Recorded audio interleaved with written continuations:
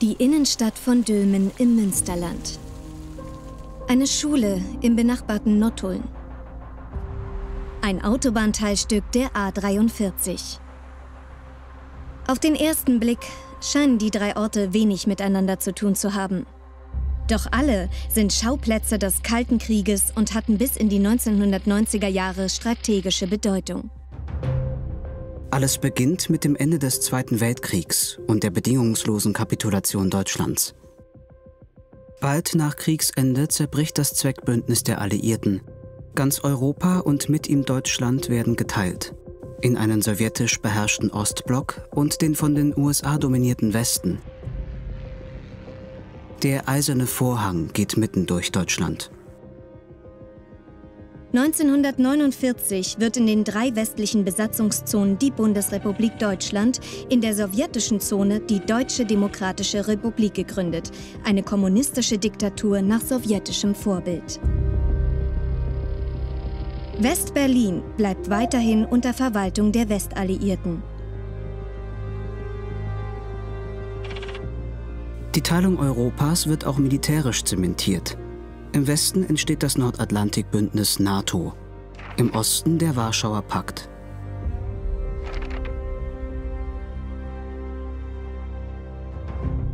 (1955) wird die Bundesrepublik Deutschland Mitglied der NATO und mit ihr die neu aufgestellte Bundeswehr.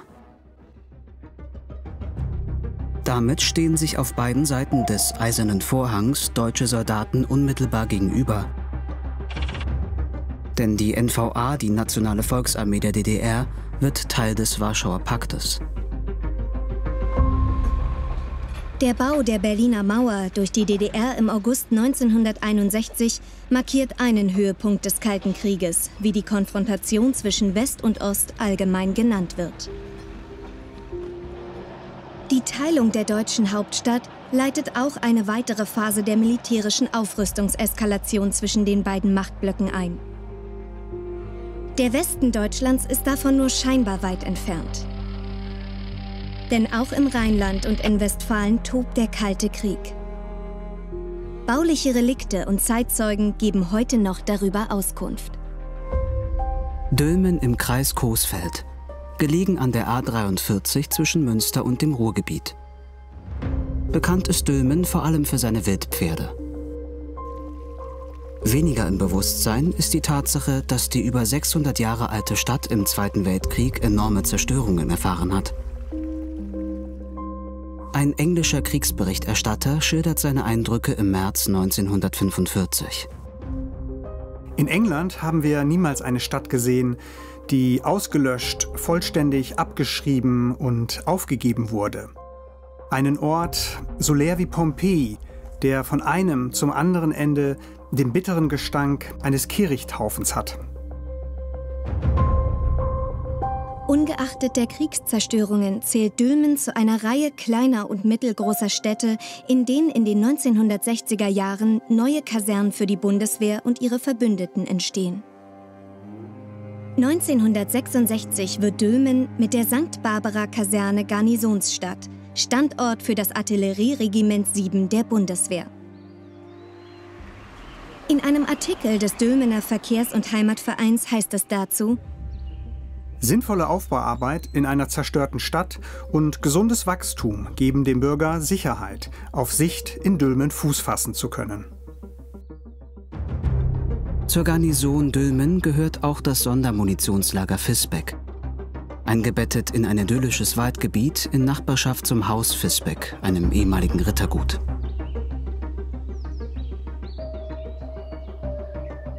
Das Depot wird von April 1963 bis September 1965 angelegt. Auf Streife mit Generalmajor AD Robert Bergmann. Am Anfang dient das Depot der Lagerung konventioneller Munition.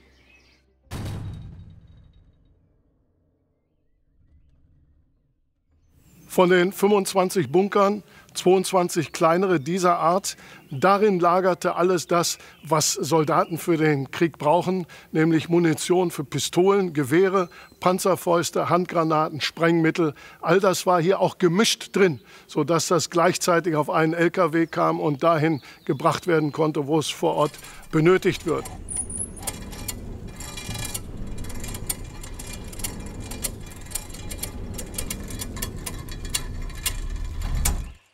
Dies ist einer der 3 großen Munitionsbunker hier im deutschen Anteil des Depots.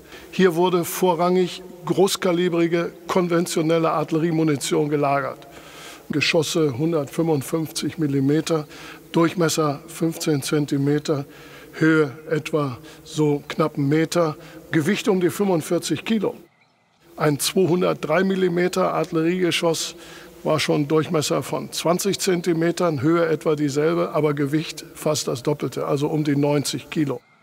Das war vorrangig in diesen großen Bunkern hier eingelagert. Ich unterstreiche nochmal, konventionelle Munition. Seit 1957 verfolgt die NATO die Strategie der massiven Vergeltung.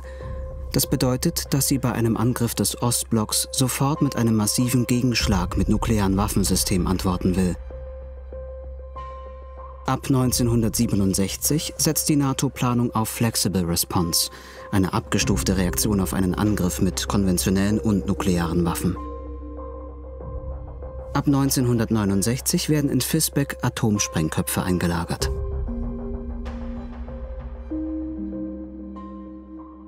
Wir stehen hier vor einem der beiden Bunker, die für Atomwaffen vorgesehen waren.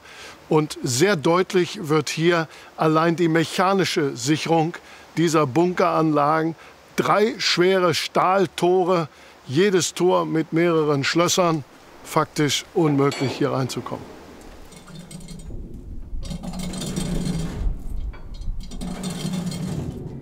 Was in diesem konkreten Bunker neben den mechanischen Sicherungen innen drin war, weiß ich nicht. Aber aus vielen Gesprächen mit Kameraden habe ich auch erfahren, dass es ja in Deutschland mehrere solcher Lager gab, eine ganze Anzahl, dass innen drin weitere Sicherungsmaßnahmen waren, wie zum Beispiel Betäubungsgas oder Fangnetze. Also sowas hat es auch gegeben.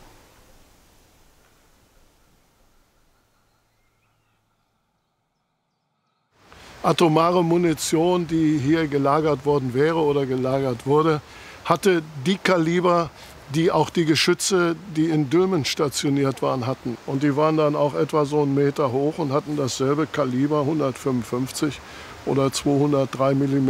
Wir hatten natürlich spezielle Zünder und in der Regel wurden auch die Granaten und die Zünder getrennt gelagert. Die Atomwaffen waren immer Eigentum der Amerikaner. Und dafür waren auch hier die amerikanischen Soldaten stationiert, um dieses Eigentumsrecht zu gewährleisten. Sie alleine wussten, was in diesen Bunkern liegt und wie viel. Es gehörte zur NATO-Strategie auch heute noch, weder zu bestätigen noch zu dementieren, dass hier Atomwaffen lagern. Die Tatsache, dass hier 2 Bunker sind, hat natürlich auch Sinn, darüber hinwegzutäuschen, dass niemand weiß, was in welchem Bunker liegt, wenn man sich der Waffen hätte bemächtigen wollen.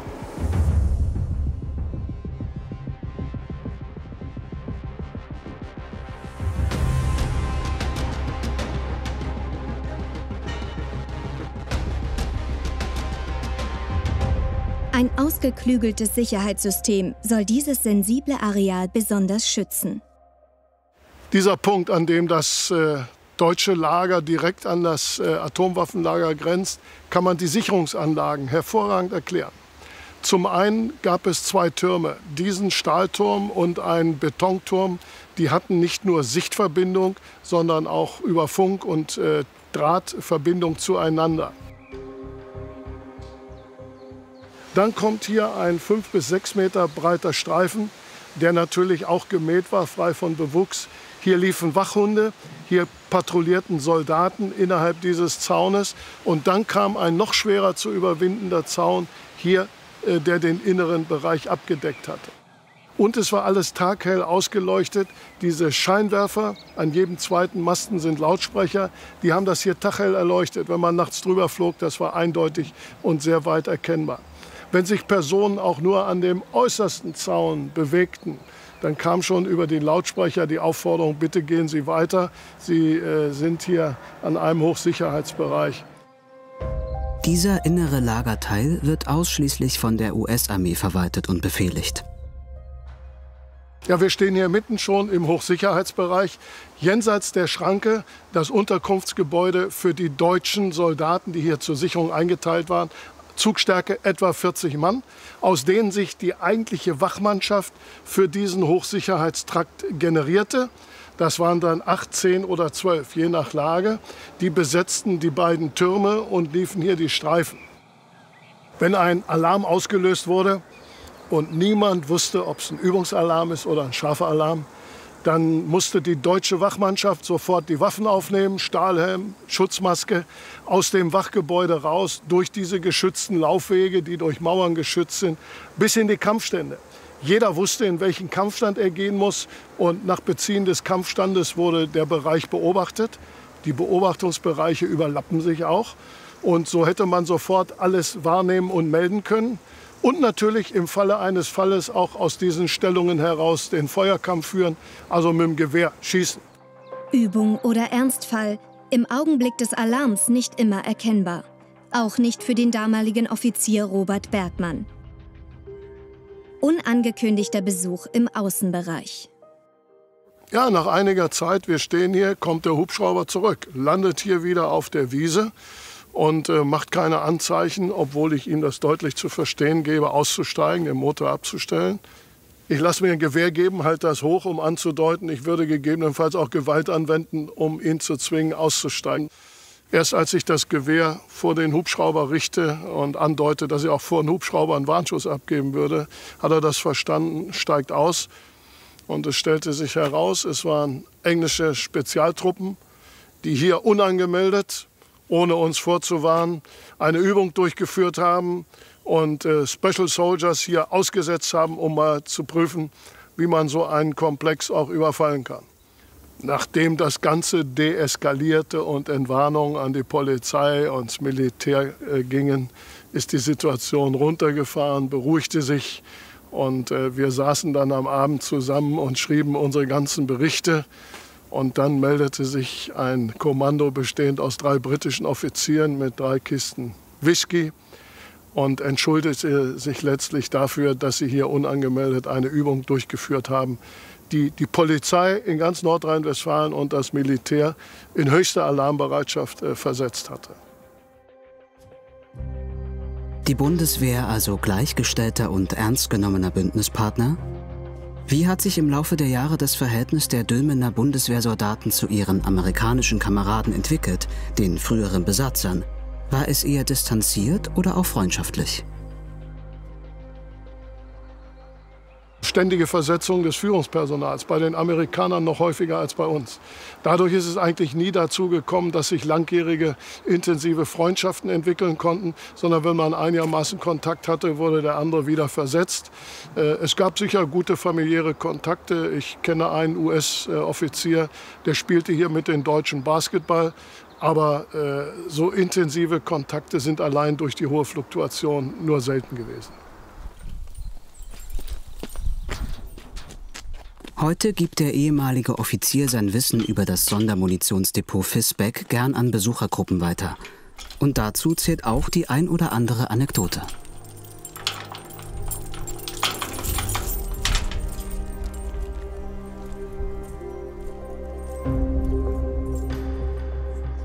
Die Strategieplanung der NATO geht bis in die 1980er Jahre davon aus, dass es im Konfliktfall zu erheblichen Panzervorstößen des Warschauer Paktes auf bundesdeutsches Territorium kommen könnte. Unterschiedliche Waffensysteme, auch atomar bestückte, sollen das verhindern.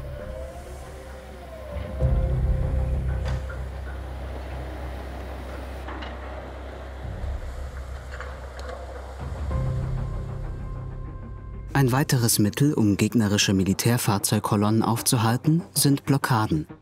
Sie sollen die nötige Zeit verschaffen, um die eigene Verteidigung zu stabilisieren und taktische Gegenmaßnahmen ergreifen zu können. So entstehen in der Bundeswehr bewegliche und spezialisierte Teams, die sogenannten Wallmeistereinheiten. Ihre Aufgabe besteht darin, Sperren jeglicher Art einzurichten und regelmäßig zu warten. Vorbereitete Sprengvorrichtungen für Straßen, Tunnel und Brücken. Für Zivilisten nicht ohne weiteres erkennbar. Im Falle einer kriegerischen Auseinandersetzung auf westdeutschem Boden rechnet man auch mit Angriffen auf die militärische Infrastruktur. Flugplätze gelten als besonders gefährdete Ziele. Außerdem muss sichergestellt werden, dass größere NATO-Flugverbände auf dem Boden der Bundesrepublik landen und starten können. Deshalb werden in den 1960er Jahren bundesweit verstärkt neue Notlandeplätze gebaut. Autobahnteilstücke, die als Ersatzstart- und Landebahn dienen sollen.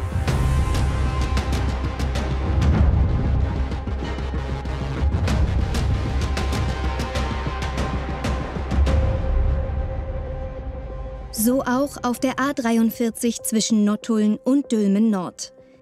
Sichtbare Erkennungszeichen, eine lange geradlinige Trasse und ausreichende Abstell- und Logistikflächen. Als Mitglied der NATO wird die Bundeswehr auch mit Aufgaben in der Luftraumüberwachung betraut. Erndtebrück im Kreis Siegen-Wittgenstein. Die militärische Geschichte dieses Ortes beginnt bereits vor dem Zweiten Weltkrieg. Im Jahr 1931 wird von der damaligen Reichswehr auf dem nahen Hachenberg eine Flugüberwachung eingerichtet.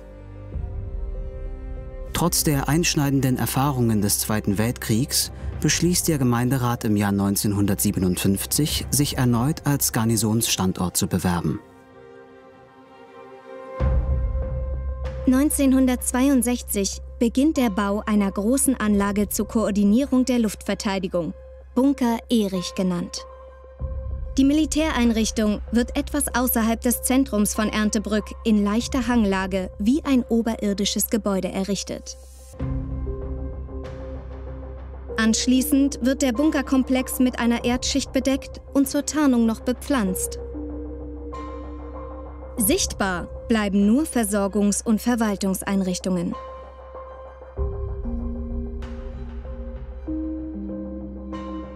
Das Bunkerinnere.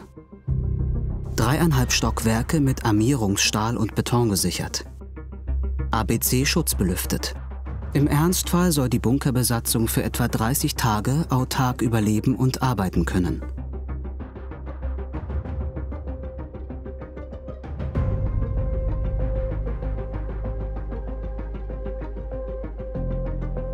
Vier gewaltige Notstromaggregate mit jeweils 640 PS stehen zur Verfügung.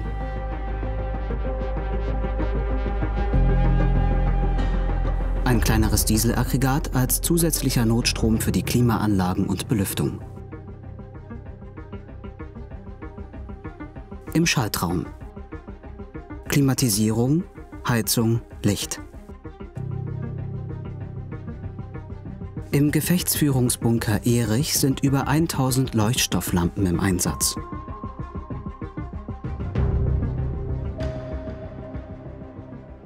Die Energiegewinnung und Sicherung spielt eine zentrale Rolle. Besonders für das Herzstück der Anlage, die Operationszentrale.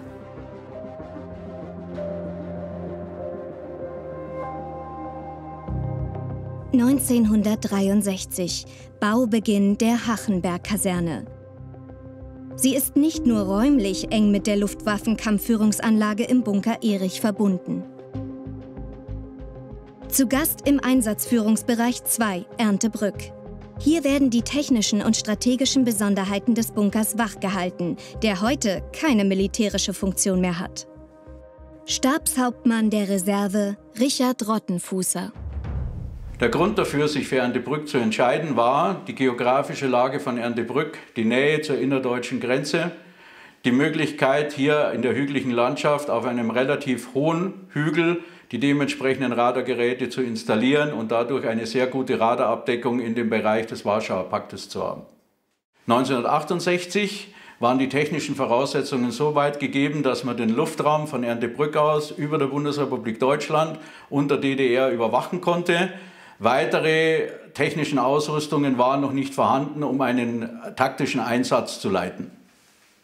1972 waren dann die technischen Ausrüstungen innerhalb des Bunker Erichs so weit, dass man von einer Luftraumüberwachungsstelle zu einer Luftraumüberwachungs- und Führungsstelle umsteigen konnte, dem CRC, Control and Reporting Center. Von dieser Stelle aus konnte man dann Abfangjäger und Flugabwehrraketen führen. Um den Betrieb der Anlage zu gewährleisten, ist spezialisiertes Personal notwendig. In diesen verschiedenen Jahren waren viele Mitarbeiter in dieser Anlage tätig. Natürlich der größte Anteil wurde von Soldaten gestellt, aller Dienstgradgruppen, beginnend vom Wehrpflichtigen bis zum Stabsoffizier. Und natürlich unsere zivilen Mitarbeiter, dazu gehörte die Feuerwehr und natürlich unsere technischen Mitarbeiter, die für Klima, Elektrizität und Heizung und so weiter im Bunker Erich zuständig waren. Und das rund um die Uhr. Hier wurde im 7-24-Schichtdienstsystem gearbeitet. Das bedeutete, dass an den meisten Tagen 2 Einsatzcrews im Einsatz waren. Die eine Crew übernahm die sogenannte Tagschicht und die andere Crew die sogenannte Nachtschicht, sodass eine Abdeckung von 24 Stunden gewährleistet war, jeden Tag. Diese Arbeitsposition war damit ausgerüstet, dass man in der Lage war, mit Hilfe von Radar und einer Berechnung des Computers Abfangjäger zum Ziel zu führen. Auf dieser runden Position hier konnte man sehen, wo sich die Radarziele befinden. Man konnte Radarziele verbinden und hier auf diesem Bildschirm bekam man die notwendigen Informationen, die da waren, Höhe, Geschwindigkeit und Richtung und eben auch noch einen Vorschlag, auf welcher Seite man das Flugziel anfliegen sollte. Tagesgeschäft im Kalten Krieg war, dass die NATO und der Warschauer Pakt sich gegenseitig überprüft haben und Funktionen überprüft haben, wie reagiert die eine Seite mit was auf die andere Seite. Das hat dazu geführt, dass wenn Aufklärungsmaschinen in großen Höhen über die Nordsee reingekommen sind und sind Richtung Süden geflogen, dass der Warschauer Pakt sofort darauf reagiert hat und hat MiG-25 Abfangjäger aus Weißrussland heraus starten lassen, um dann eventuell diese Maschinen abzufangen, falls die eine Kurve machen würden und würden in den Luftraum des Warschauer Paktes eindringen. Ab 1990, 1991 haben wir begonnen, hier die Controller der Nationalen Volksarmee, die auf Russisch kontrollt haben, auf die Verfahrensweise der NATO umzuschulen und Englisch zu kontrollieren. Ein Militärstandort wie Bunker Erich in Erndtebrück erzeugt bei der einheimischen Bevölkerung oft zwiespältige Gefühle. Regionaler Arbeitgeber und gleichzeitig potenzielles Angriffsziel. Der ehemalige Zeitsoldat Rainer Wick an seiner alten Wirkungsstätte. Ich bin Mitte der 80er Jahre hier im Bunker eingesetzt gewesen, in der sogenannten NBC Collection Cell. Meine Aufgaben sind gewesen, festzuhalten und festzustellen, wo atomare, biologische oder chemische Kampfstoffe zum Einsatz gekommen sind. Und dann eben auszurechnen, wo diese Kampfstoffe ab welchem Zeitraum per Luftübertragung hinfliegen würden. NBC Collection Cell bedeutet sinngemäß ABC-Meldestelle. Wenn ich meinen Dienst hier zu verrichten hatte im Bunker, war das für mich eine ganz normale Arbeitssituation. Es gab keine Situation, wo ich sagen würde, es wäre unangenehm gewesen oder es wäre beklemmend gewesen für mich, sondern man hat es ja mitbekommen, wie die einzelnen Soldaten hier eben auch agieren, was getan wird. Und es ist für mich erstmal eine ganz normale Situation gewesen. Nichts Beklemmendes. Ich als Wittgensteiner Einwohner bin mit diesen Gegebenheiten groß geworden. Wir haben tagtäglich den Hügel des Bunkers oder die Funksende- und Funkempfangsanlage gesehen. Und wir haben auch gewusst, dass es, wenn es zu einem Krieg kommen würde, wir sicherlich Ziel sein würden. Für uns Wittgensteiner ist der Bunker auch ein wichtiger Arbeitgeber gewesen. Mein Vater und mein Schwiegervater waren beide hier Wachleute am Bunker. Meine Schwägerin zum Beispiel war tagtäglich hier im Bunker als Sekretärin eingesetzt. Ortswechsel. Uerdingen statt Lennestadt. Was der Betrachter nicht sofort vermutet, Dieses beschauliche Sauerlanddorf ist ein ehemaliger Bundeswehrstandort. In den Jahren 1962 bis 2002 ist Uerdingen Stützpunkt einer deutschen Flugabwehr-Raketenstellung. Eine Abschussbasis im strategischen Abwehrriegel der NATO, der sich von Norwegen, Dänemark, Westdeutschland, Italien und Griechenland bis in die Türkei erstreckt. In Uerdingen werden Raketen des Typs Nike stationiert. 1960 bis 1962 wird hier auch eine neue Kaserne gebaut, Sauerland-Kaserne genannt. Doch was sind die Gründe dafür, dass sich Bundeswehr und NATO 1959 ausgerechnet für Uerdingen entscheiden? August Freimuth, Hauptmann AD, kennt die Standortgeschichte gut. Das lag aber eben an diesem Gürtel. Erstens von der Reichweite der Waffensysteme aus und zweitens auch von dem Umkreis. Wir müssen das so sehen, die Reichweite war die eine Komponente. Wenn man von hier aus mit einem Zirkel mal einen Kreis schlägt von 100 Kilometer, 120 Kilometer, dann sind Sie an der alten Demarkationslinie. Dann sind Sie da kurz dahinter Kassel, Göttingen, Fulda, da kommen Sie rum. Und unser Waffensystem hatte ja bis 180 Kilometer. Also von da aus war schon mal, wir waren weg von der Grenze, aber wir konnten bis dahin gucken und schießen. Wenn ich so eine Kaserne habe und ich schieße da, dann kann ich das ja nun nicht mitten in der Stadt machen. Also brauche ich auch Gelände um mich drumherum, wo zum Beispiel das Starttriebwerk abfallen kann. Sonst würde das ja gleich noch vor Ort Schaden erzeugen. Und das heißt also, man hat dünner besiedelte Gebiete bevorzugt. Das war dann der dritte Faktor. Und so ist man dann irgendwann mal auf der Karte dann nach Uerdingen gekommen. Das Gewicht einer Rakete ist also für die Planung einer Abschussstellung nicht unerheblich. Die gesamte Missile hat 4,8 Tonnen gewogen, also knappe 5 Tonnen, wobei die erste Stufe, das Starttriebwerk, schon davon 1,5 Tonnen ausmachte. In erster Linie haben wir von 1962 an Nike Ajax und Nike Hercules gehabt. Nike Ajax aber wurde schon 1965 komplett wieder zurückgegeben und nur noch Nike Hercules war da. Seit 1962 waren aber hier auch Amerikaner, also auch auf unseren Nike Hercules waren Atomgefechtsköpfe. Wir hatten Schichtdienst und das waren 48 Stunden Schichtdienst oder 72 Stunden Schichtdienst. Anfänglich waren wir 3 Kampfbesatzungen, die auf Schicht zogen. Einmal in den Abschussbereich und einmal in den Feuerleitbereich, da wo die Radargeräte standen.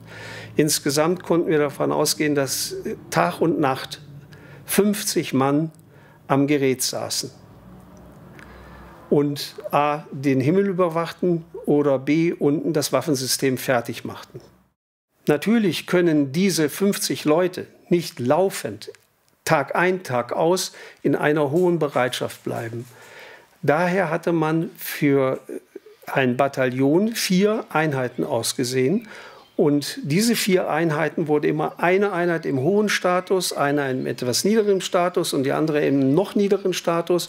Und die nächste wurde ganz rausgenommen aus dem Überwachungsstatus, um Wartungsarbeiten zu machen. Die Beherrschung der komplexen Raketentechnik setzt technische Grundkenntnisse, spezielle Ausbildungen, aber auch regelmäßige praktische Übungen voraus. Inklusive Schießtraining für den Ernstfall.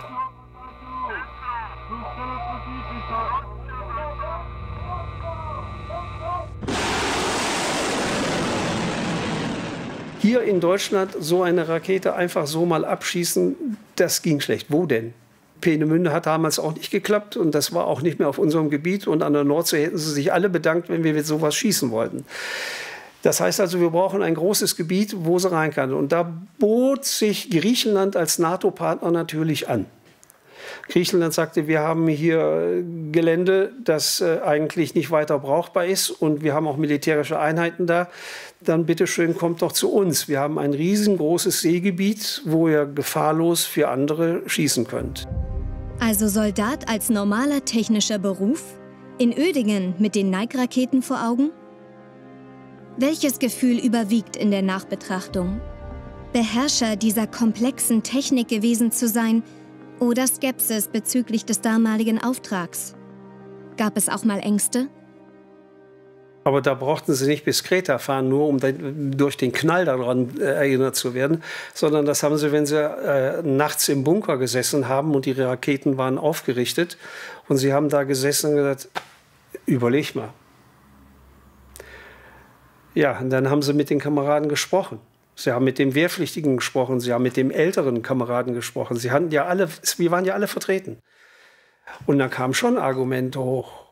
Und wir haben immer nur gehofft, um Himmels Willen, hoffentlich macht keiner irgendeinen Fehler. Hoffentlich sind die Politiker schlau genug zu verhindern, dass so etwas passiert. Hoffentlich kommt keiner über die Grenze mit dem Willen, uns irgendwas anzutun. Denn dann hätten wir schießen müssen. Und wir hatten sie ja fertig. Die Gedanken sind dann immer durch den Kopf gegangen. Und wenn sie dann 3 Tage lang in dem Bunker gesessen haben, ja, das bleibt hängen. Aber was hättest du jetzt genutzt? Dann haben wir gefragt, was machst du denn sonst? Wie geht es den Zivilisten? Das war eine Frage, die ich mir stellte, wenn ich 3 Tage lang Krieg spiele. Was ist mit meiner Familie?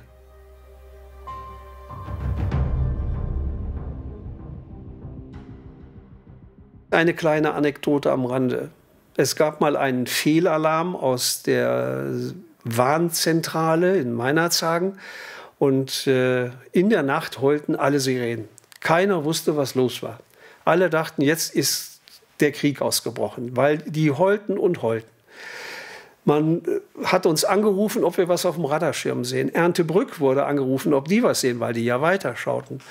Keiner konnte was erkennen. Es ist alles normal. Wir haben nichts. Nein, es liegt auch nichts an. Wir haben auch keinen Alarm. Jetzt hat man versucht, irgendwo doch herzukriegen, was los wäre. Und hatte auch auf der politischen Seite nachgeforscht. Und da hat man fast keine Leute mehr angetroffen, weil die alle, und das wird behauptet, aber das kann ich nicht beweisen, die wären schon auf dem Weg nach Westen gewesen. Bis man nach Stunden dann gemerkt hat, hier ist irgendwo eine Fehlschaltung und dann hat man das Ganze abgebrochen. Das wird nie einer zugeben, dass das so war, aber... Der Alltag im Dorf wird in diesen Jahren durch die Soldaten und die militärische Infrastruktur der Sauerlandkaserne geprägt. Nicht nur der Bäcker an der Ecke und der Schützenverein profitieren davon. Es wurde hier im Ort gebaut. Es sind also mindestens 10 Mehrfamilienhäuser hochgezogen worden, 5 Lebensmittelgeschäfte in diesem Ort. Es gab 5 Restaurants, Wirtschaften in diesem Ort. Ich will nicht sagen, nur allein wegen der Bundeswehr, aber auf jeden Fall war das ein Faktor, der hier voll zum Tragen gekommen ist, ja. Bedeutet also Friede, Freude, Eierkuchen? Ohne Probleme im täglichen Zusammenleben? Mit der Bevölkerung hat man sich, glaube ich, kann man sagen, bestens arrangiert. Denn sicherlich gibt es mal irgendwelche Hitzköpfe, die finden es aber auf jedem Schützenfest. Da braucht man also nicht nur bei der Bundeswehr rumzusuchen. Das ist nicht so.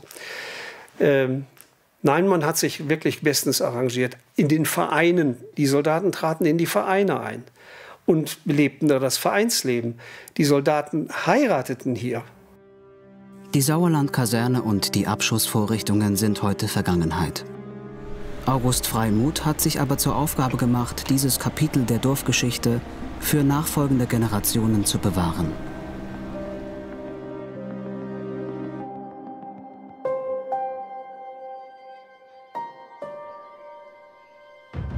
Nordkirchen im Münsterland, Berger 26. Wiesen und Äcker, Landschaft pur, ein unscheinbar wirkendes Gebäude.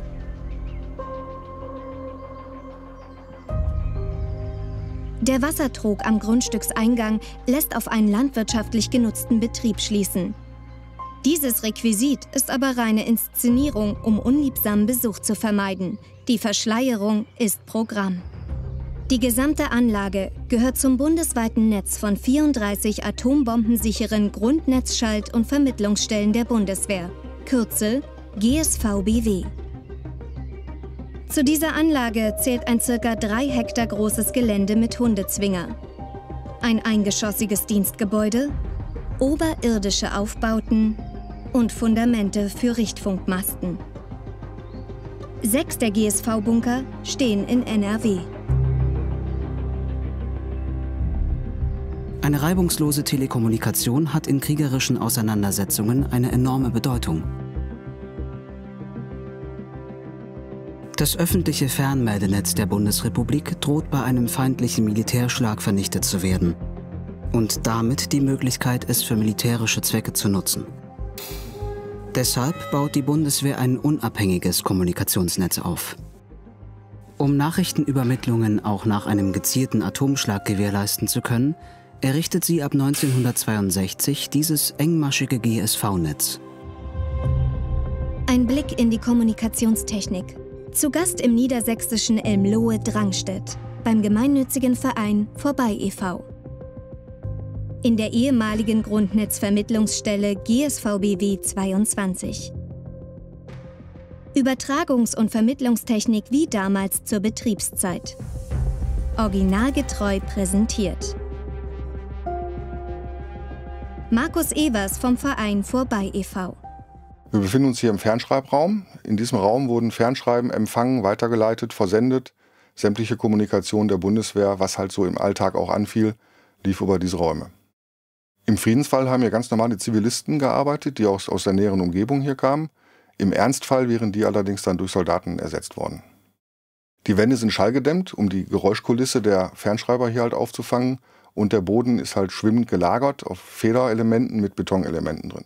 Die Schalldämmung war nötig, um die Geräuschkulisse der Maschinen abzudämpfen, um hier ein Arbeitsklima zu schaffen, wo die Leute auch dauerhaft arbeiten konnten.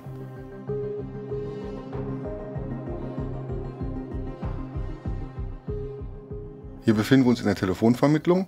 Hier haben hauptsächlich zivilangestellte Damen im Dreischichtsystem Telefongespräche geführt, angenommen und weitervermittelt. Die Gespräche waren hauptsächlich bundeswehrinterne Gespräche, die also aus anderen Kasernen weitervermittelt wurden, wieder zu anderen Kasernen oder anderen Standorten.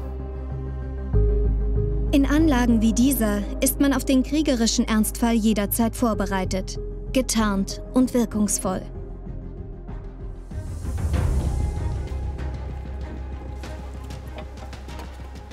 Wäre der Bunker im Ernstfall von innen verschlossen gewesen, hätte die kämpfende Truppe von außen trotzdem den Kontakt herstellen können. Wir befinden uns hier im Objekt 3, dem externen Anschaltpunkt, haben hier die Leitungen, die unten in den Bunker gehen, und hier können dann die externen Leitungen angeschlossen werden.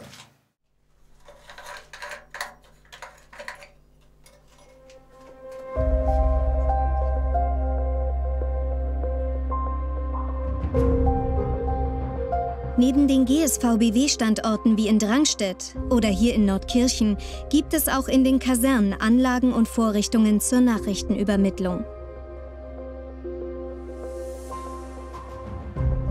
Die NATO und die einzelnen Waffengattungen der Bundeswehr unterhalten noch zusätzliche Kommunikationskanäle.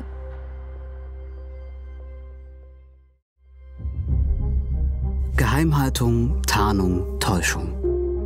Begrifflichkeiten, die untrennbar mit dem Kalten Krieg verbunden sind. Überwachung und Spionage sind in dieser Zeit auch in der westfälischen Provinz präsent. Wie hier im ostwestfälischen Bünde. Inmitten einer Siedlung britischer Offiziere sitzt über Jahrzehnte die sowjetische Militärmission. Ein gutes Dutzend sowjetischer Soldaten sammelt von dort aus Informationen über Aktivitäten der NATO-Streitkräfte. Gleichzeitig werden diese feindlichen Beobachtungsteams von britischen Militärpolizisten beschattet. Einer von ihnen, Keith Bailey. And they used to call us cat and mouse because we were always chasing each other's tails, all over Germany, and they were all over the place. And that was their job, to gain intelligence. And our job was to try and slow them down or make sure they don't go into these restricted areas.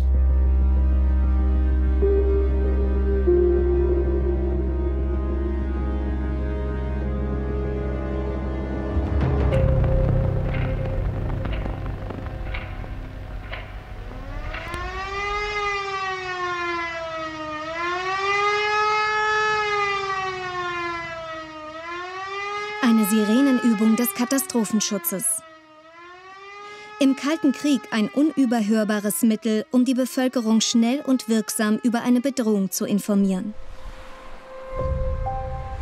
Eine Aufgabe der sogenannten Warnämter, wie dem Warnamt 4 im sauerländischen Meinerzhagen. Der Aufbau eines Warndienstes beruht wesentlich auf den Erfahrungen des Zweiten Weltkriegs.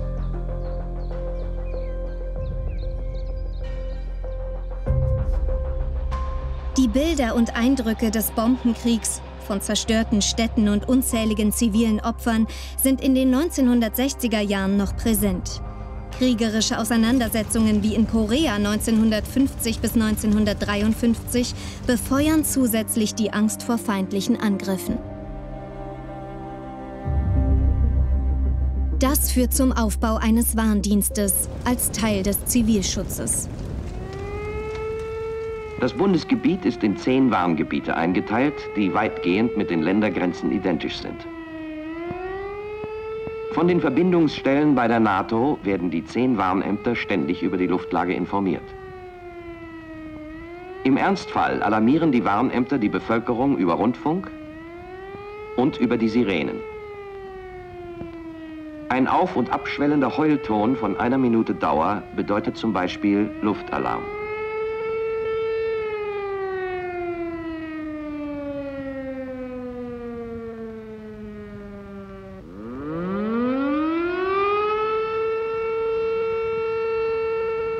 Entwarnung, ein gleichbleibender Dauerton von 1 Minute. Baubeginn des Warnamts Meinerzhagen ist 1960. Der ABC-sichere Bunkerbetrieb wird 1963 aufgenommen. ABC steht für atomare, biologische und chemische Waffen. Zum Inventar gehören auch spezielle Dekontaminierungsduschen. Diese dienten zur Entfernung gefährlicher Verunreinigungen nach dem Einsatz draußen vor Ort mit dem Messfahrzeug. Im Ernstfall eine gefährliche Arbeit.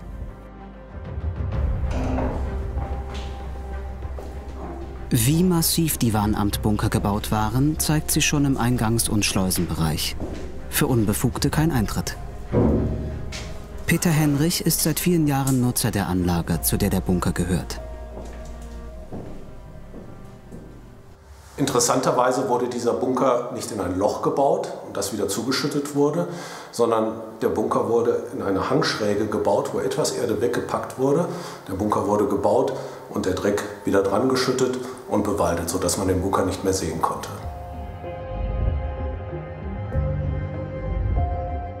Dieser Bunker besteht aus 3 Etagen und einer, wir nennen es halben Etage, wo die Öltanks, Wassertanks und Abwassertanks untergebracht sind. Auf allen 3 anderen Etagen wurde gewohnt, also geschlafen, gegessen und hauptsächlich aber auch über die Bedrohungslage entschieden und daraus die Folgen abgeleitet.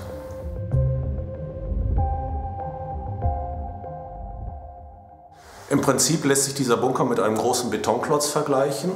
Wir haben pro Etage ca. 1/3 der Fläche Wände, die Innenwände und insbesondere die Außenwände, die 3 bis 4 Meter stark sind.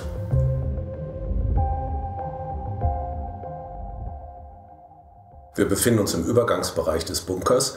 Die Luft wurde von außen durch diesen Schacht gesogen und wurde dann durch diesen Sandfilter gekühlt und vorgereinigt und später dann durch diese Ventile in den ABC-Raum, Filterraum nach unten gezogen. Im Filterraum wurde auf die verschiedenen Kontaminationen reagiert, auf die ABC-Kontaminationen. A steht für atomar, Verstrahlung. B steht für biologisch, Verseuchung und C steht für chemisch, Vergiftung.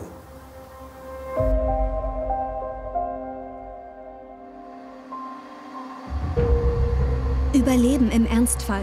Auf allen Stationen des Bunkers. Wenn nötig, auch durch Frischluftzufuhr per Handbetrieb. Das Herz des Warnamtes. Hier laufen die Fäden zusammen. Im Führungsraum. Geschäftiges Treiben, heute nur noch zu erahnen. Gefährliche Lagen erkennen und weitergeben, schnell und fehlerfrei. Das muss man trainieren, regelmäßig. Aus einem Schulungsfilm mit Ernstfallübung, aufgenommen im Warnamt 5 im rheinischen Linnich. Luftalarm für das Warngebiet 5, 13:36 Uhr. Achtung, Achtung! Das Warnamt 5 gibt um 13:36 Uhr Luftalarm für die Regierungsbezirke Düsseldorf, Köln, Aachen, Stadt Bocholt und Kreis Borken. Ende. Achtung! Luftalarm, Warnamt 5. Ende. Für einen reibungslosen Ablauf sorgen sowohl hauptamtliche Mitarbeiter als auch freiwillige Helfer. Die werden regelmäßig auch im Umgang mit den Fernsprechgeräten und mit verschlüsselten Botschaften geschult.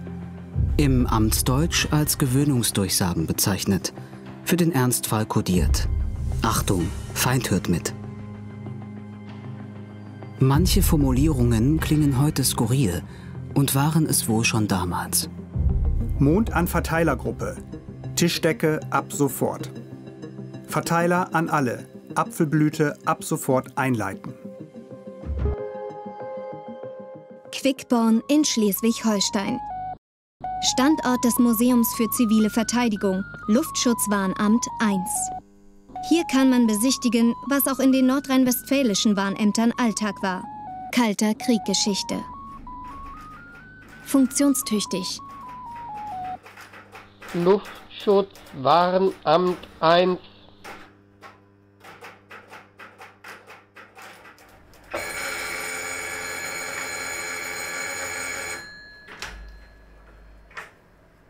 Die Fernsprech-Handvermittlung.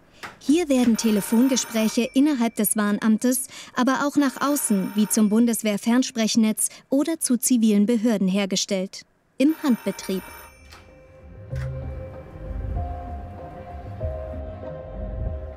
Die Fernschreiberkommunikation. Mit ihr hat man die Möglichkeit, Nachrichten an andere Dienststellen auch verschlüsselt zu senden und zu empfangen.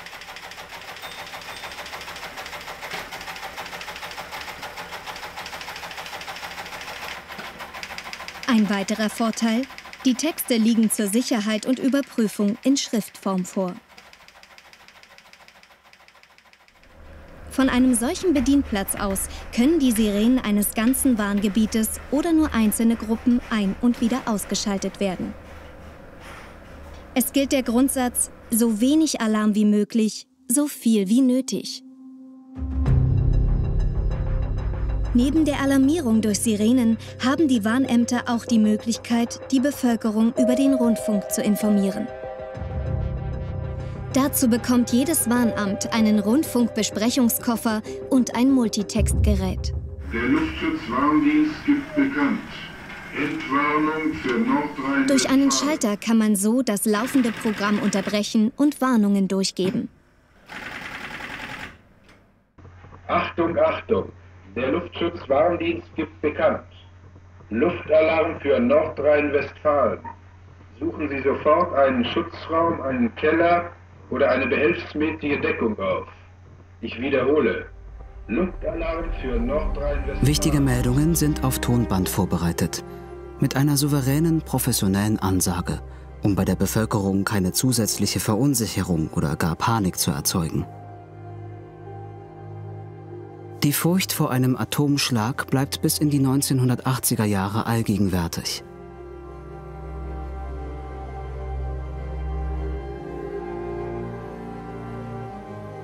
Es scheint so, als halten die staatlichen Institutionen eine atomare Verstrahlung für beherrschbar, bei Mensch und Tier. Aus einem Informationsfilm des Bundesluftschutzverbandes, der 1968 in Bundesverband für den Selbstschutz, BVS, umbenannt wird.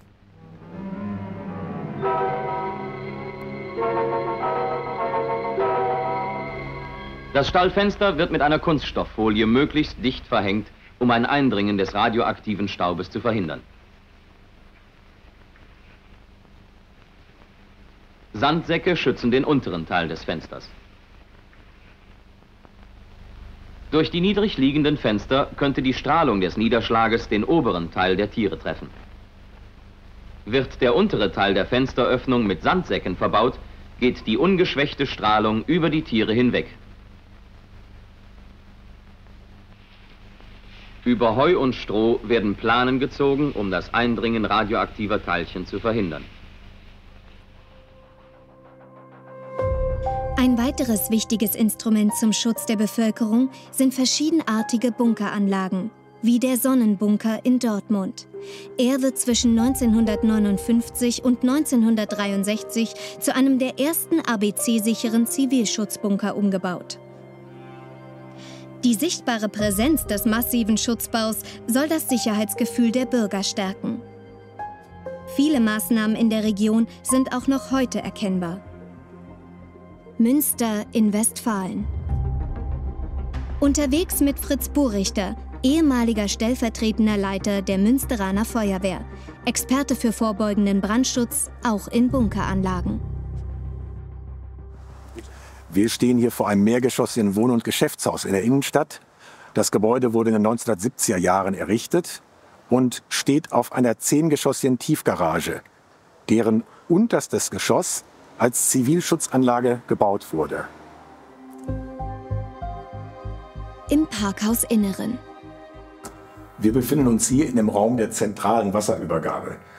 Es ist erklärlich, wenn im Bedarfsfall 3000 Personen in der Mehrzweckanlage über einen Zeitraum von 14 Tagen versorgt werden müssen, dann muss auch die Versorgung mit Trinkwasser, Brauchwasser und mit Wasser zur Klimatisierung sichergestellt sein.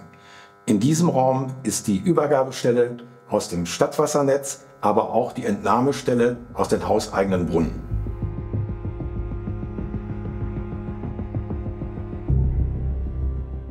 Über diese Technik wurde sichergestellt, dass im Ernstfall stets ausreichend Frischluft zur Verfügung gestanden hätte, und die Maschinen sorgten dafür, dass ein leichter Überdruck in der Anlage aufgebaut wurde. Der wiederum hätte zur Folge gehabt, dass das Eindringen von möglicherweise kontaminierter Fremdluft sicher verhindert worden wäre.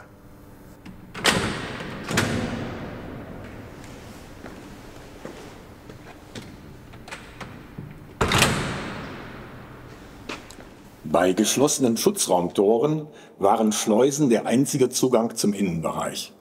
Eine Schleuse ist ein kleiner, drucksicherer Raum mit einer Innen- und einer Außentür, deren Betätigung über dieses Schaltpult erfolgte.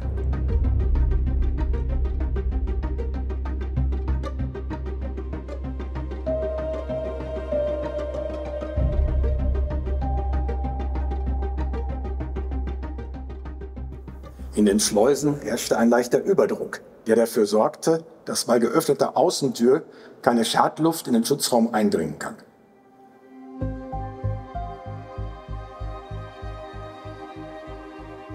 Wir befinden uns hier an der Schnittstelle zwischen dem 9. und dem 10. Tiefgeschoss, etwa 18 Meter unter der Erde. Allein der Blick auf das hinter mir zu sehende tonnenschwere Schutzraumtor verrät, dass sich dahinter ein besonders gesicherter Bereich, der Zivilschutzbereich, befindet. Der Parkhausschutzraum am Egidii-Markt liegt mitten in der Stadt. Für 3000 Menschen wäre dieser Ort im Ernstfall eine erste Zuflucht gewesen. Versorgung, Verpflegung, vielleicht auch Hoffnung.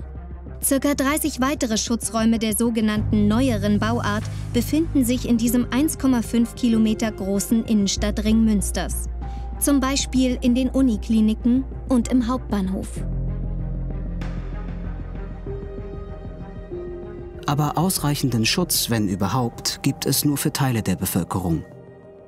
Eine US-amerikanische Studie von 1979 zeigt für Münster, die Explosion einer Atombombe mit der Sprengkraft einer Megatonne in 2000 Metern Höhe über der Altstadt gezündet, hätte verheerende Folgen.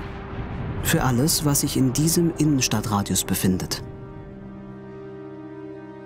Feuer, Hitze, Verwüstung, Tod.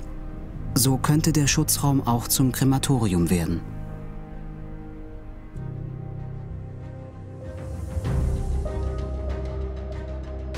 Auch zur Eigeninitiative wird aufgerufen. Die Bürger sollen sich selbst schützen. Zu Hause und im Betrieb. Anleitungen zum Überleben.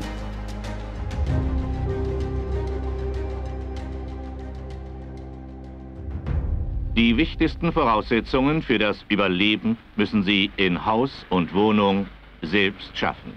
Im Wesentlichen geht es um folgende Maßnahmen: Selbstschutzmäßiges Herrichten der Wohnhäuser und Arbeitsstätten, einschließlich der Schutz- und Behelfsschutzräume oder Keller. Bevorraten von Trinkwasser und Lebensmitteln. Kennzeichnen von Flucht- und Rettungswegen. Bereitstellen von Geräten für die Brandbekämpfung und Selbstbefreiung. Bevorraten von Löschwasser. Die Bundesregierung und die Landesregierungen verfügen über eigene spezielle Schutzräume. Für die Bezirksregierungen und andere Behörden werden ebenfalls Quartiere geplant und gebaut, wie hier in Nottuln im Kreis Coesfeld. Unter dem Schulgebäude der früheren Geschwister-Scholl-Hauptschule. In 3 Jahren Bauzeit entsteht hier ab 1968 der Ausweichsitz der Bezirksregierung Münster mit einem gesicherten Schutzraum, Befehlsstelle des Regierungspräsidenten. Josef Wolber vom Gebäudemanagement Kreis Coesfeld. Kelleransichten. Der Schutzraum ist Bestandteil des gesamten Schulgebäudes. Das Schulgebäude wurde in den Jahren 68 bis 1971 errichtet. Die Besonderheit des Schutzraumes ist, er wurde als atomsicherer Schutzraum konstruiert und auch gebaut. Das hat besondere Anforderungen an den Wandaufbau, an die Betongüte, aber auch an die Bewährungsqualität und Bewährungsdichte, damit die gesamte Konstruktion einem atomaren Angriff auch standhält. Im Fall eines Atomschlages soll hier die staatliche Ordnung auf Ebene des Regierungsbezirks Münster aufrechterhalten werden. Mit dem dazu nötigen Personal und ausreichender Energieversorgung. Der Schutzraum wurde für ca. 100 Leute konstruiert. Das heißt, er konnte sich als autarke Einheit ca. 14 Tage selbst versorgen. Dafür war ein Dieselkraftstofftank mit ca. 20.000 Litern als Bevorratung vorgesehen. Beim Überleben in einem solchen Bunker helfen auch medizinische Versorgung und eine ausreichende Verpflegung.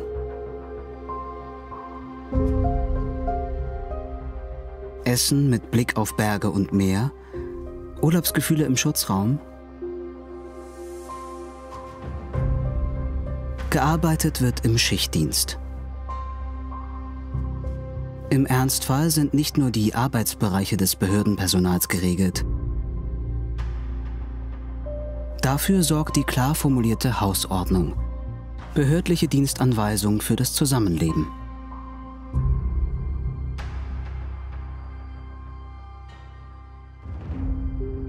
Nicht allen Nottulner Bürgern ist die Existenz dieses Bunkers willkommen.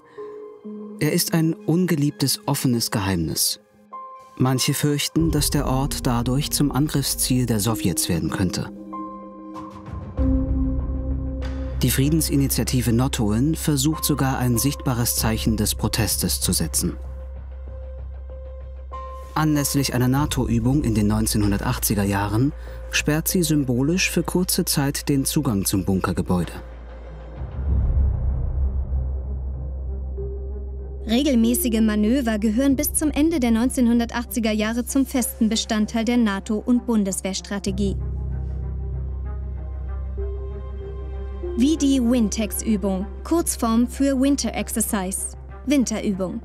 Sie findet ab 1971 alle 2 Jahre statt und betrifft jeweils den gesamten Bündnisbereich der NATO. Ab 1979 als Wintex CIMAX bezeichnet, in der Bedeutung von Zivil-Militärübung. Dabei handelt es sich um ein Stabs- und Verfahrenstraining ohne tatsächliche militärische Truppenbewegung. Verschiedenste Behörden proben dabei den Ernstfall. Das Amt für Übungen und Studien der Bundeswehr und das Amt für zivile Verteidigung entwickeln reale Katastrophenszenarien. Sogenannte Übungseinlagen, die streng geheim sind. ABC-Angriffe und terroristische Sabotageakte.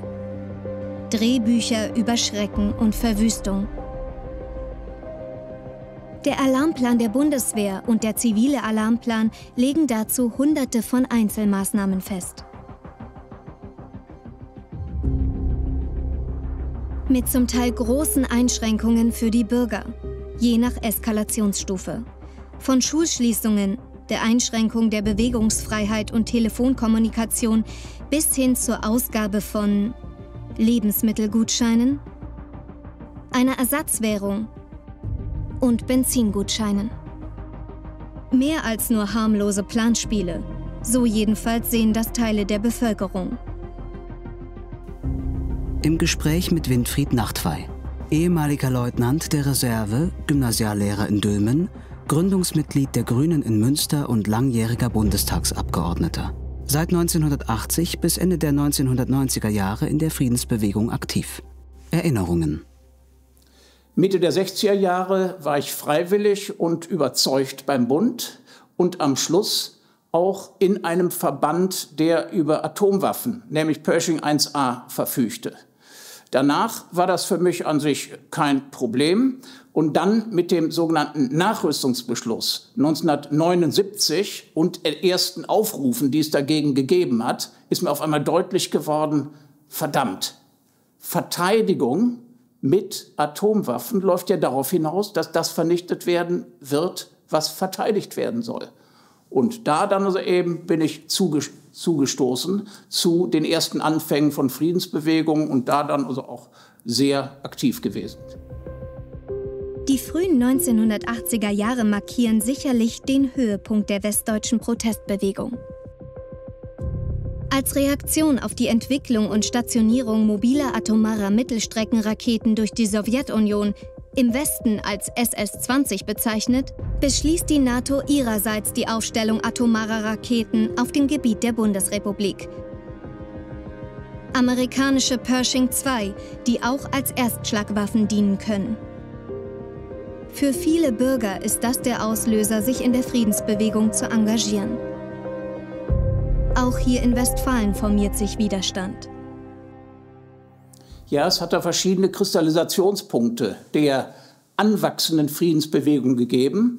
Einmal ab 1979 schon eine alljährliche Friedenswoche, wo verschiedene Initiativen und Organisationen zusammengekommen sind, wo man sich auch verständigt hat über eine gemeinsame Sicht, also dieser für uns neuer wahrgenommenen Friedensbedrohung. Und dann, wichtig, ermutigend, 1981 der Frauenfriedensmarsch also von Kopenhagen nach Paris, der auch durch Münster ging. Das war die erste große Demonstration dazu. Und dann 1981, ja, in dem Jahr, die erste große Demonstration im Oktober in Bonn, wo überraschenderweise 300.000 Menschen zusammenkamen. Und das war ein Rückenwind sondergleichen. Man hat gemerkt, boah, wir sind viele, ein Schub. Und das hat dann auch wiederum dazu geführt, dass in vielen Stadtteilen, in verschiedenen Berufsgruppen dann Friedensinitiativen entstanden sind. Also in Münster waren es zig solche Gruppen. Oder unsere Grüne Friedens AG,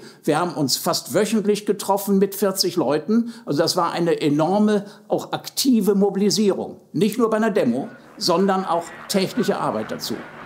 Ich bin der Meinung, dass wenn die Straße sich in Bewegung setzt, dass dann die Regierung zumindest das beachten muss. Ich meine nicht die Regierung, sondern die Regierungen. Innerhalb der Friedensbewegung gibt es aber unterschiedliche politische Ansätze, Vorstellungen und Ausrichtungen. Es ist nicht immer leicht, einen gemeinsamen Weg zu finden. Wir waren uns in der Friedensbewegung sehr einig darüber, dass wir diese neuen amerikanischen Atomraketen nicht hier haben wollten, dass wir das für eine zusätzliche Friedensbedrohung hielten.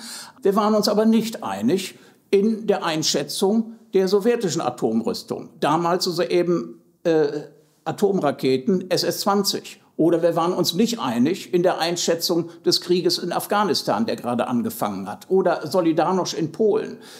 Oder später zu Fluchscharen in der DDR. Das waren alles erhebliche Differenzen. Und da sind wir uns auch ganz schön in die Haare geraten.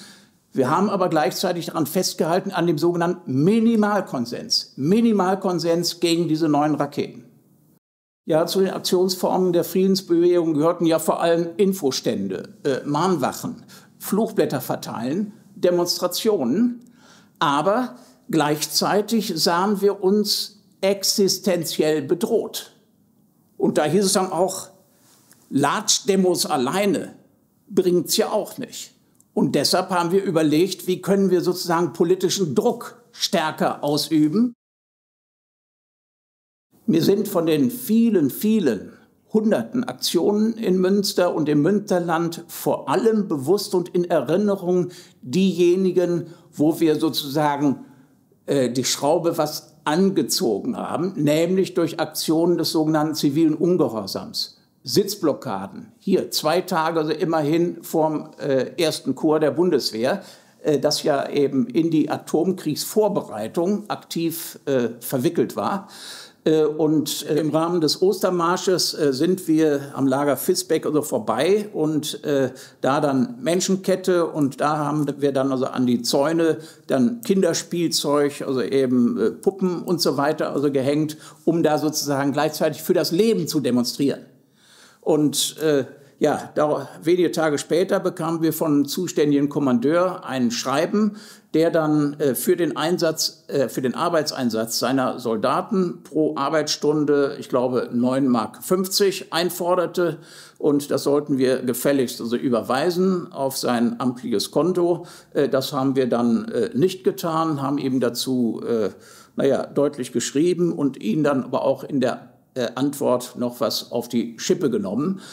Hinterher haben wir noch angeboten, mit 2 Fässern Bier vorbeizukommen. Dieses Friedensangebot wurde aber leider nicht wahrgenommen. Schön war, dass diese Aktion an dem Atomwaffenlager Resonanz fand, also eben immerhin bis in die Frankfurter Rundschau mit einem großen Artikel. Und da wurde also eben auch deutlich, ja, dass dieser Kommandeur mit seinem Vorhaben sich doch lächerlich gemacht hat. Und wir, glaube ich, sind da mit einer witzigen Souveränität also eben rausgekommen. Also, das fanden wir gut. Doch neben den großen Aufmärschen und Aktionen rumort es auch in der heimischen Region. Kleinere Proteste mit Symbolwirkung finden an vielen Orten statt. Wie an der Neigstellung in Uerdingen. Sicherlich gab es ein paar Demonstrationen. Die Friedensbewegung hat auch uns erreicht, hier im Sauerland. Aber ich muss sagen, das war immer sehr moderat. Ein Ostern, es war fürchterlich kalt, es war im April. Und es lag tatsächlich noch Schnee in der Luft. Und da kam dann eine kleine Gruppe bei uns an das Tor vor dem Abschussbereich. Und sie haben gerade mal die 20 Meter Einfahrt, so viele Leute waren sie nur, sperren können. Und haben mit uns geredet. Wir haben auch mit ihnen geredet. Wir haben also keinerlei Aggression weiter ausgegangen oder irgendetwas. Und dann ihnen erklärt, warum wir hier sind. Ja, wir haben uns ausgetauscht. Und es wurde dann so kalt, dass die froren. Wir sahen es ja. Die froren ja richtig. Und dann haben wir ihnen heißen Tee durch den Zaun gegeben. Das Einzige, was uns dabei geärgert hat, die Crew wollte nach Hause und konnte jetzt nicht nach Hause, bis die aufgaben. Wir wollten keine Provokation. Hätten wir das Tor aufgemacht und wären mit Gewalt raus und die Neuen wieder rein, das wäre nichts geworden. Gerade 1983, da spielten ja Aktionen des zivilen Ungehorsams, also vor allem Sitzblockaden, eine wichtige Rolle. Und da kam es vor allem auch darauf an, nicht in Eskalationen reinzugeraten. Dass man dann sich erstmal verbal streitet oder dann packt einen ein Polizist an und dann stößt man den zurück und der stößt dann noch mal stärker zurück und auf einmal geht dann die Schraube hoch. Und deshalb an ganzen Wochenenden wurde das trainiert, um wirklich auch dabei die Auseinandersetzung zu führen, natürlich miteinander heftig diskutieren, aber nicht in Rage geraten. Nicht, dass dadurch die Eskalation und dann plötzlich vielleicht ungewollt Gewalt entsteht. Und das hat auch bestens geklappt. Und da hat man gleichzeitig das war auch der Lernerfolg oder eine Lernwirkung dabei, die Situation von Polizisten.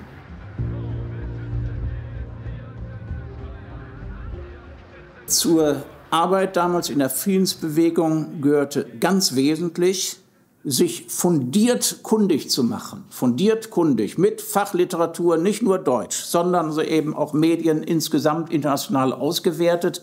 Und da hat sich wirklich sowas wie ein Laienexpertentum herausgebildet. Und das stellte sich dann auch immer wieder bei so großen Streitveranstaltungen heraus, dass wir mit dem, was wir da so an fundierter Kenntnis erarbeitet hatten, ohne endgültigen Wahrheitsanspruch, aber dass wir damit den Vertretern herrschender Sicherheitspolitik mindestens gewachsen waren, wenn nicht immer wieder auch überlegen waren.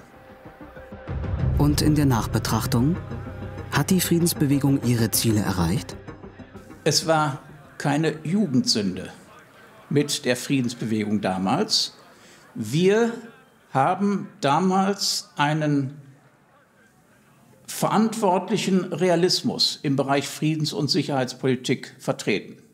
Das meine ich weiterhin. Und dass wir auch dabei blockunabhängig gedacht haben und geurteilt haben. Also nicht nur die Atomwaffen der Amis, sondern der Sowjets. Die haben wir beide für verwerflich gehalten.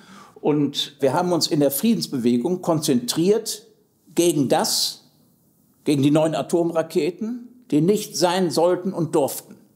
Wir haben uns wenig Gedanken gemacht und die meisten haben sich keine Gedanken darum gemacht, was denn alternativ zu Sicherheit und Frieden in Europa beitragen und führen sollte.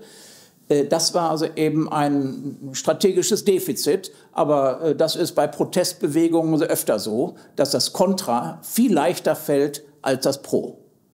Ich hatte Geschütze, die atomare Munition hätten verschießen können. Und das haben wir auch geübt.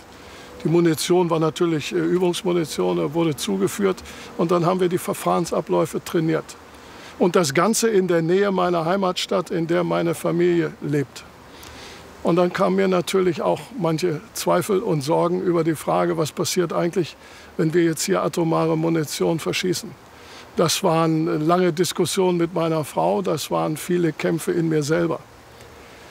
Ich bin letztlich doch der Überzeugung gewesen, dass wir durch die Atomwaffen über viele Jahrzehnte ein Gleichgewicht zwischen den Machtblöcken haben halten können, was es aus meiner Sicht zumindest verhindert hat, dass ein großer Krieg ausbrach, weil jeder wusste, dass es sein eigenes Ende ist.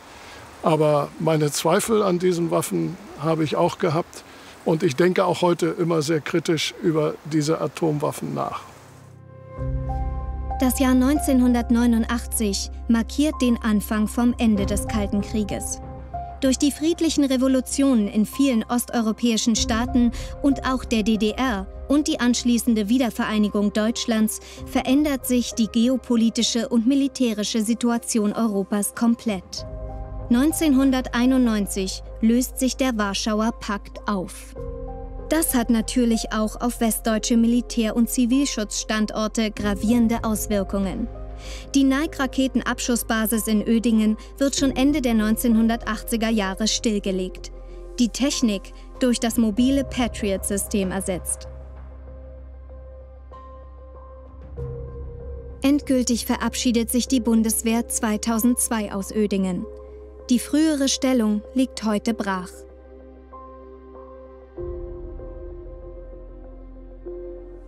Die Sauerland-Kaserne wird gewerblich genutzt. Ebenso die frühere St. Barbara-Kaserne in Dülmen. Das Sondermunitionslager Dülmen-Visbeck schließt offiziell 1996. Die Bundesanstalt für Immobilienaufgaben BIMA verkauft die Anlage 2002 an eine niederländische Firma, die dort Feuerwerkskörper einlagert. 2017 erwirbt die Stadt Dülmen das ehemalige Munitionslager. Das frühere Warnamt 4 in Meinerzhagen schließt 1997 und ist heute Sitz eines Verlages. Die Grundnetz-, Schalt- und Verbindungsstellen der Bundeswehr beenden Mitte der 1990er Jahre ihre Arbeit. Das frühere Verwaltungsgebäude des GSVBW Nordkirchen wird heute privat genutzt. Bunker Erich in Erndtebrück beendet aus Brandschutzgründen seine letzte Schicht 1998. Teile des Bunkers dienen heute ebenfalls zivilen Zwecken. In Nottuln wird der frühere Schutzraum in offizieller Funktion vom Kreis Coesfeld als Lagezentrum weitergeführt. Viele Relikte des Kalten Krieges, wie die Raketenstellung in Ödingen oder das Sondermunitionsdepot in Visbeck, sind schon aufgrund ihrer Flächengröße nicht für alle neuen Nutzungsideen geeignet. Eine rein museale Weiterführung von Objekten mit Denkmalcharakter ist für Kommunen oder Privatbetreiber sehr kostspielig. Dass die Größe eines früheren Militärobjektes einer Umwidmung nicht unbedingt entgegenstehen muss, zeigt das folgende Beispiel: Hörstel-Dreierwalde im nördlichen Münsterland. Die ehemals 3000 Meter lange Start- und Landebahn ist noch bis 2002 im Einsatz, Standort des Jagdgeschwaders Westfalen. Das imposante Areal ist zweigeteilt, auch die frühere Start- und Landebahn. Die Südhälfte wird von der Stadt Hörstel verwaltet und bewirtschaftet. Gewerbebetriebe sind dort sesshaft geworden. Auch eine forensische Klinik des Landschaftsverbandes Westfalen-Lippe wird dort gebaut. In der nördlichen Hälfte ist vom früheren Flugplatz nicht mehr viel zu erkennen. Die Startbahn ist hier mit großem Aufwand abgetragen und entsiegelt worden. Die Investition hat sich gelohnt. Rainer Schmidt, Bundesanstalt für Immobilienaufgaben, Bundesforstbetrieb Rhein-Weser. Das Besondere an dieser Fläche ist die Größe und Ausdehnung. Es ist ein großer zusammenhängender Sandmagerrasen. Es entwickeln sich Arten, die in intensiv genutzten Grünlandstrukturen in der Landwirtschaft fast kaum noch vorkommen. Diese Fläche ist ein optimales Brutgebiet, ein Bruthabitat, insbesondere für Wiesenvögel.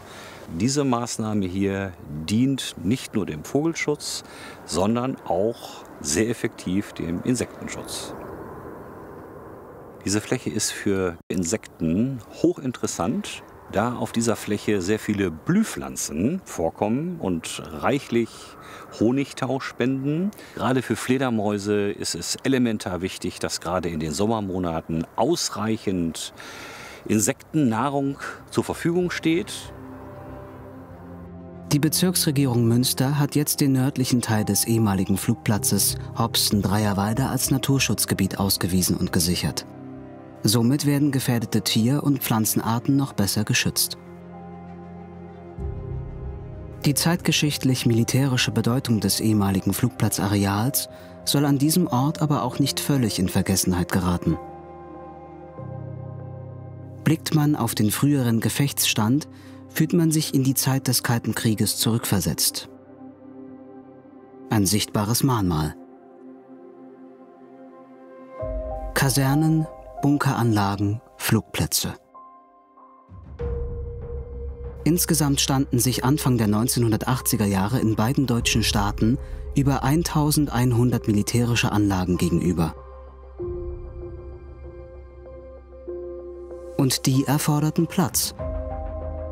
Im Osten wie im Westen. Wehranlagen der Neuzeit. Wolfgang Wegener, viele Jahre wissenschaftlicher Referent beim Landschaftsverband Rheinland. Mit einem ganz besonderen Blick auf militärische Bodendenkmäler. Raketenstellungen und Depots unterlagen einer gewissen Geheimhaltung. Deshalb errichtete man sie auch nicht in der Nähe von Städten oder Ortschaften, sondern nutzte entlegene Waldgebiete oder Ödland, was man auch für andere Sachen nicht so nutzen konnte. Die Flächen wurden aufgrund des Besatzungsstatutes enteignet und die Eigentümer wurden entschädigt oder der Staat stellte die Flächen zur Verfügung. Zusätzlich benötigte das Militär Platz für Straßen, Truppenübungsplätze, Waffentechnik und Munition. Eine Raketenbasis, wie in Ödingen, besteht aus verschiedenen Komponenten. In der Bundesrepublik gab es mehr als 50 solcher Nike-Stellungen und diese Stellungen bestanden immer aus 3 Elementen. Das war die Raketenstellung, es war dann die Leitstelle und es waren die Kasernen. Allein die Abschussbereiche der Raketenbasen wie in Ödingen waren zwischen 10 und 17 Hektar groß. 1 Hektar entspricht ungefähr der Fläche eines Fußballfeldes. Trotz gewaltiger Eingriffe in die Natur, sie war im militärischen Dienstbetrieb immer präsent. Die Raketenstellungen waren Hochsicherheitsgebiete. Die Flächen innerhalb dieser Raketenstellungen, die waren sehr vielfältig genutzt, aber große Bereiche waren einfach brach, Rasen. Und um die instand zu halten, hatte man dann etwa Schafherden. Die Schäfer brachten ihre Herden dann zum Tor. Dort wurden die Schafherde mit den Hunden in das Gelände eingelassen. Und am Abend konnte der Schäfer seine Schafe wieder abholen.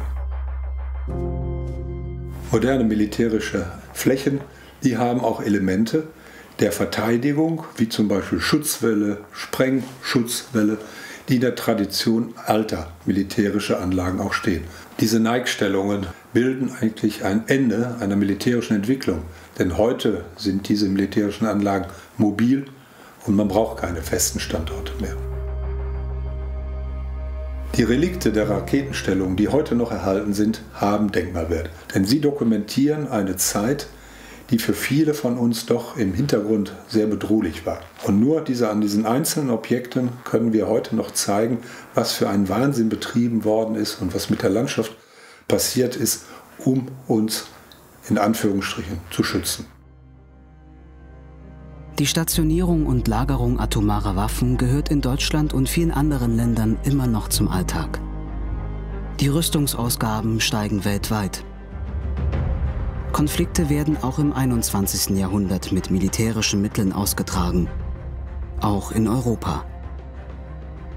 Relikte des Kalten Krieges sind gleichzeitig Erinnerung und Warnung. Die Arbeit für den Frieden bleibt eine zentrale Aufgabe für Politik und Gesellschaft, national und international. Atomwaffen sind nicht einfach Schnee von gestern. Man fragt sich, wie entsprechende Experten also eben auf solche Ideen kommen. Nun, das ist so eine Art systemimmanente Logik dann. Einfach, dass es also eben, ja, mit meinem System will ich überlegen sein und den anderen sozusagen auslocken können. Das ist also das Entscheidende. Die Folgen darüber hinaus wird ausgeblendet. Da ist man also eben, hat man Scheuklappen.